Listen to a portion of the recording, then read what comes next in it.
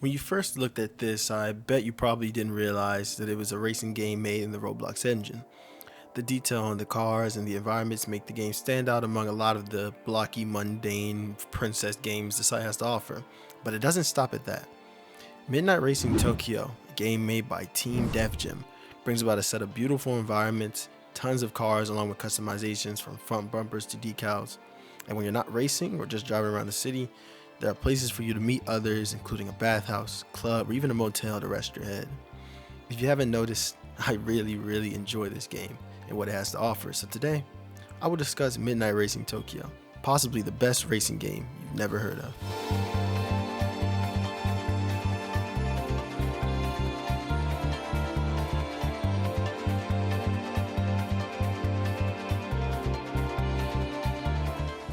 The first thing that may catch your eyes is the graphics. Although not complex, the aesthetic, which can be contributed to that of Midnight Club or the older Gran Turismo games, brings about a familiar vibe of tranquil complexity that we are familiar with in these games. The actual environments are where things may slightly differ. Midnight Racing has multiple different areas to explore, from different sections of Tokyo and its highways to Mount Otsuki. Tying all the areas together is the exceptional lighting. Although it may not be impressive by today's standards, this game utilizes Roblox's lighting system to its best abilities. Bloom on neon signs, sun shafts, and even reflections are all in this game. When you aren't racing and want to explore more on foot, there are buildings with intricate interiors mirroring the Japanese aesthetic to a T. It's any street racer's dream, brought to you for the price of free at the click of a button. At this point, I'm sure you want to hear more about the cars. When I say there are plenty of them, even in this demo, I mean plenty.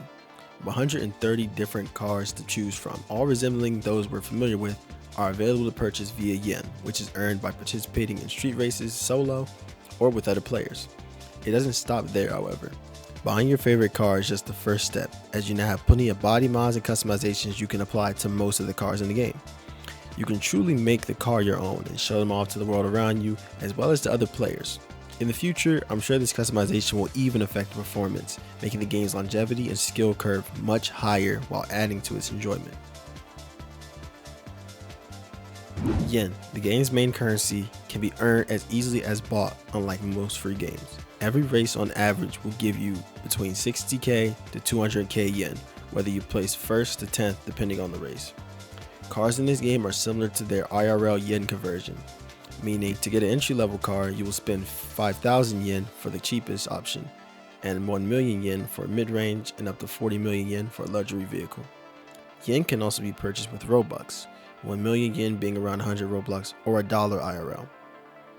For a free game, it's awfully easy to get in and enjoy it without worrying about paywalls. These races you do to earn the yen are also enjoyable, taking you through multiple roads and streets against other players or challenging your own solo records. The controls are pretty responsive, and my only gripe may be the car collision, which is rather lackluster. But this game is in a beta, so I expect some type of feedback upon crashing to be added, or maybe even visible car damage. One of the more underrated aspects of the game and underutilized by players is the various accessible buildings.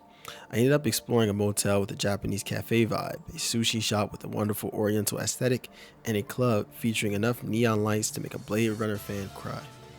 Sadly, not many people frequented these areas, and hopefully, upon the game's launch, more players will explore these areas and bond with one another. It'd be interesting to see the formation of Roblox Midnight Club group. All in all, we're looking at one of the most promising games in racing history, coming out of what most people see as a site for kids.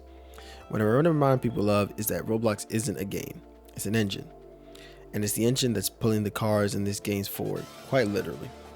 Although I'd prefer seeing this game built outside of the Roblox engine due to its limitations, I'm beyond excited and impressed in terms of the game's development. Well, that's it for me. Maybe I'll see you all in the Tokyo streets. Peace.